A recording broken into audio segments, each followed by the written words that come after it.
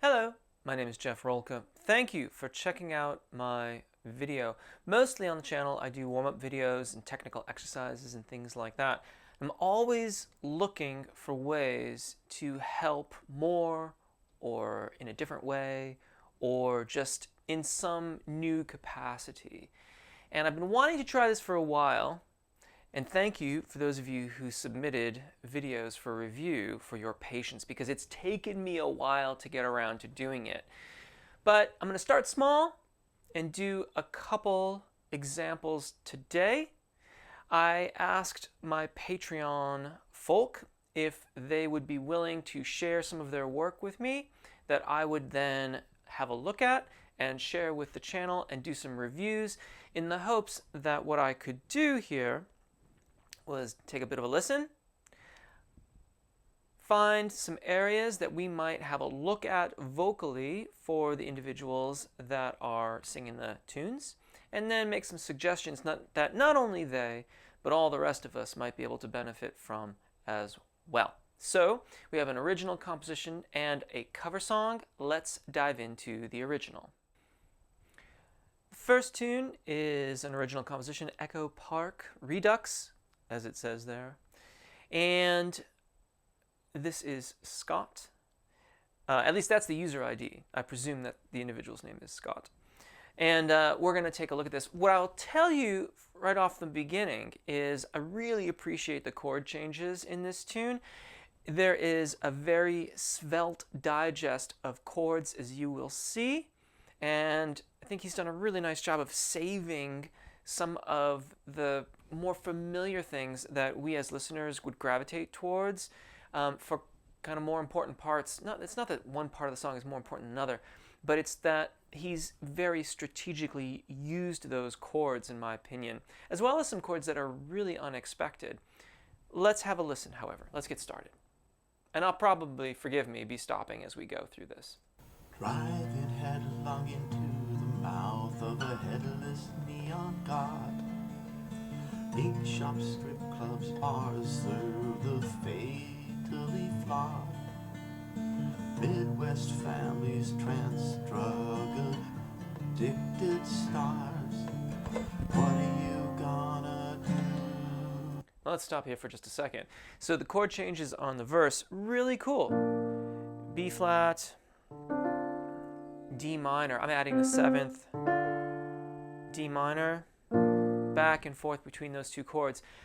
To my ear, immediately engaging, and it's nice. It's really, really easy for us to fall back on chord changes that are really, really familiar. Now, this may be a very familiar chord change to Scott, but for the rest of us, if we're listening to a lot of popular genres, a lot of contemporary music, those two chords being gone back and forth between would not really be your first choice, but it's a very interesting and ear-catching choice. It makes the composition, it gives it more distinction, one might say, right from the very first listen. Now, I mentioned a moment ago that he saves the familiar chords for some special parts. Here comes the chorus, and notice what he begins with. I'll give it away, it's the 4 chord. Something happened to us in the 6, 5, back to 4. Something happened to us riding the cruise of a phonograph. Notice the rhythm of the chord changes in the chorus here. We hang out on that 4 chord, which is a really nice place for us as listeners to hang out on. It feels really, really good. And he has a very dynamic melody while he's hanging out on that chord. These two things work really well together. You have an octave skip in the vocal melody, and it may be a major 7 because he's kind of gliding up to that top B flat from that A. Now, I'm not sure if that's entirely intentional or if that's a glissando or a glide or whatever, but in either case, we still have this very wide interval over a held chord. Something happened to us. And then when we get more lyrics, ba-da-ba, ba-da-ba, ba-ba-ba-ba, the chord changes move more rapidly too. So very, very nice writing through here. And it's a great little study in how longer, more linear lines work well when you have a stable chord change. So you can experiment with your melody, do some big leaps, and then as you're moving the harmonic rhythm forward more quickly,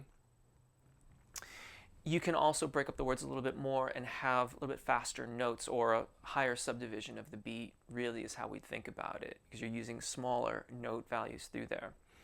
This is also one area where I would draw our attention to the overall performance. So let's listen to another verse and chorus, and then we can talk about the way that Scott's singing it. Don't buy laughter, you can get it faster in the back of a speeding car. Walk on water just before the day's slaughter on the lake in Echo Park.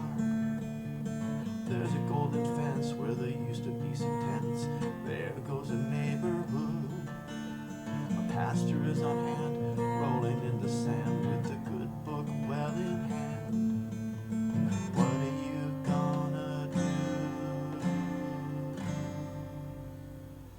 Something happened to us in the midst of a moonless pictograph. Something happened to us riding the cruise of a phonograph. Okay, let's stop there. Very, very good enunciation of the consonants. The intelligibility, in other words, the ability to understand the lyrical content, is very high. We can very clearly hear what he's singing. Even within those parameters, however, I'd like to hear a little bit more legato in the choruses, because I think the melody is really, really beautiful and it's very dramatic. And you can hear that when Scott is skipping up that octave, he's getting a rather falsetto-ish tone production on that B flat. Now, in all but the lowest of male voices, that B flat, and specifically we're talking about this one here below middle C. That's middle C, and this is the B flat that he's skipping up to. In all but the absolute lowest of male voices, which I don't think he has, that's not even in the zona de passage. So it's entirely plausible to sing that with much more connection to the vocal fold. Something happened to us, and in so doing, connect through the vowels a bit more and give us a little bit more of the connection, the legato, the sing-song quality of a song, and then bring us back into that very conversational tone that he's doing so well in the verses. It would go from this Sprechgesang delivery, sort of a speech-sing delivery, to something that's more legato, more dramatic. Now, there are some heavy-duty consonants in the lyrics that would need some practice, but with a little bit of practice and phrasing through those consonants, going from vowel to vowel to vowel, something happened to us in the mists of a moonless pictograph. I think you could really turn the drama up and give us more of that melodic line, which I think is so lovely here in the chorus. And just give us more. Basically, more is what I'm asking for. More of that melody, a little bit more connection, a little bit more legato, and as well, I might add a little contrast from the vocal delivery as it's happening in the verses. So it gives us a really, really clear change that we've changed things here, amidst all the rest of it as well, the chord changes and the changes in melody and stuff like that. But overall, really great. Loved listening to it. Look forward to hearing more in the future, and I hope this helps. Next up is Matthew singing a song by Rihanna called Stay. Let me draw your attention. We're gonna start at the beginning of the vocal line here, and I want to draw your attention to the phrases and listen really closely to how we begin and how they proceed throughout the duration of this first section of the tune. I've cut a little bit of the intro out just to get right to the vocal here. Mike should be here.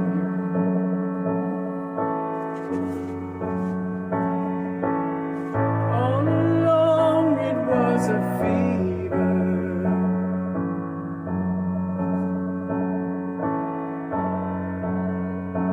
A cold sweat, hard-headed believer.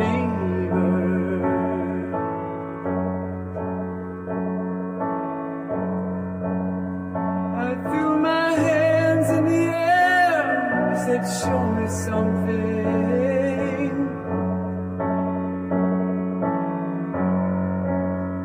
He said, if you dare come out closer.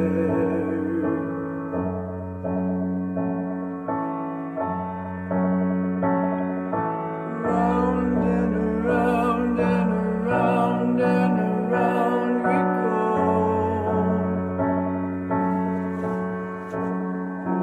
Oh, now tell me now, tell me now, tell me now, you know. Let's stop here for just a second. There's something happening here that happens to many of us. In the moments before we begin our phrase, we might think that we're actually ready to sing, but we haven't in fact manifested enough engagement, or we're not really thoroughly predicting where the next pitch that we're about to sing is. And as such, we have slight intonation discrepancies at the beginning of the phrases. What you'll hear with Matthew's performance is that he always gets there, like he gets to the pitch. But sometimes it might take a little bit of time in those phrases before he finally settles in. Now, this could be purely from a conceptual standpoint of, in the moments before the phrase is meant to be sung, having a concrete mental image or aural picture of where that pitch is meant to be. It could also be physical in that the engagement required for the pitches that you're about to sing, it's not quite right where it needs to be.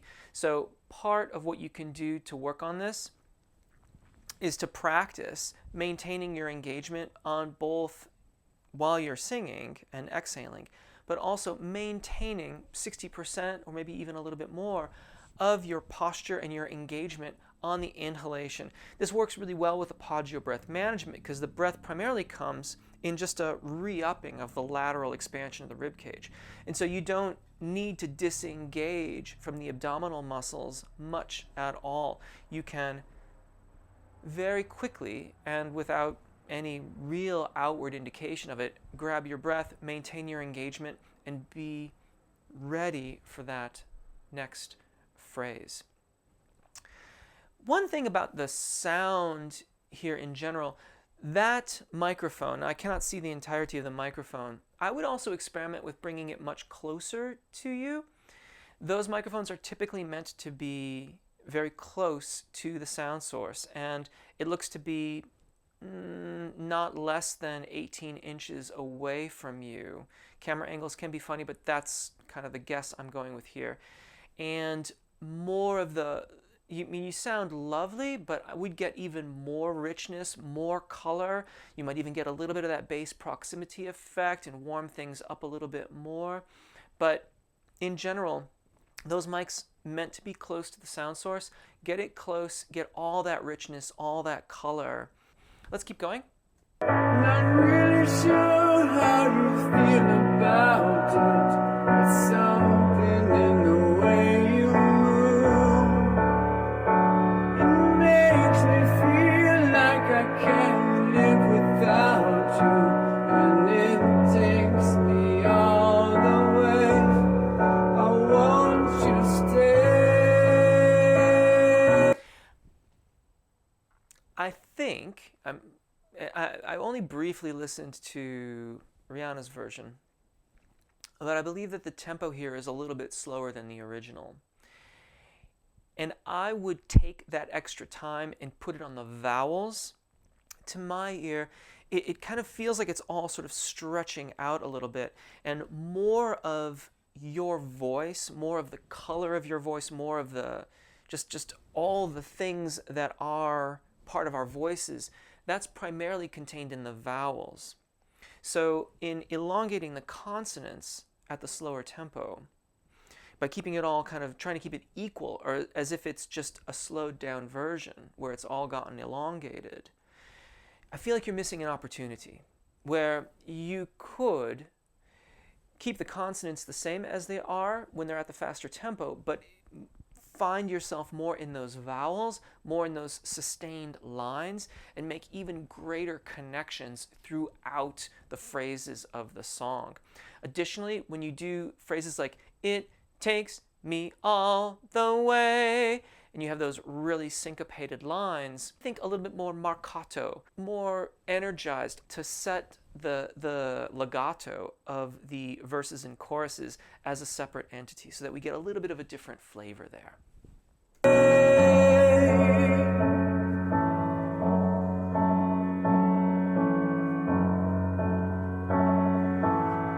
It's not much of a life we're living.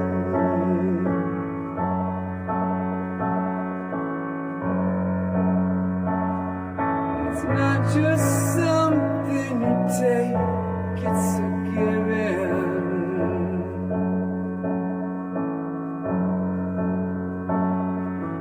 Round and around and around and around we go.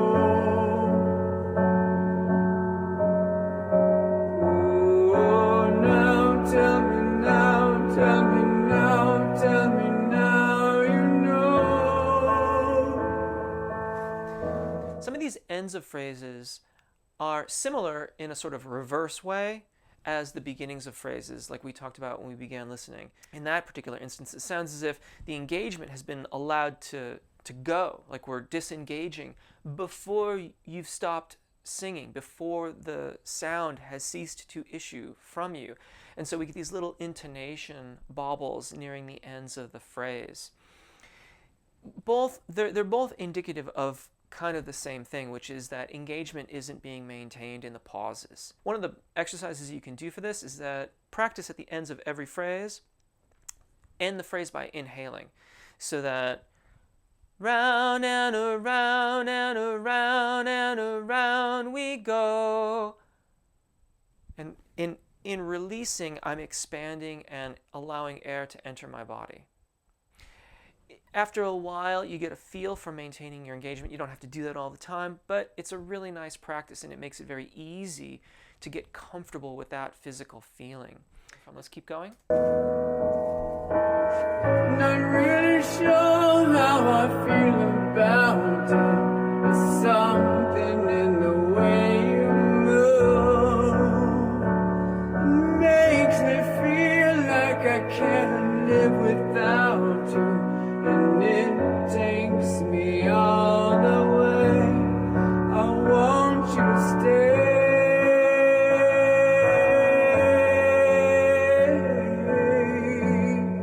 There is a little bit of lack of resonance in the voice, but it comes off as sounding a little bit under the pitch. He's right here. Round and around and around and around we go. But it's ever so slightly D-nasal. Round and around and around and around we go. That is an exaggeration. It doesn't really sound exactly like that in the recording, but in the hopes that you can hear what I've done there, I've tensed the musculature in my soft palate and closed off a fair degree of my sinuses to kind of dampen those resonances down. And even if we are in tune, the lack of those higher partials will make us sound out of tune. And the closer that we get to our zona de passaggi, the more of an impact this has. Now, the melody here, it's on B, A, C sharp, landing finally on the A at the end of the phrase.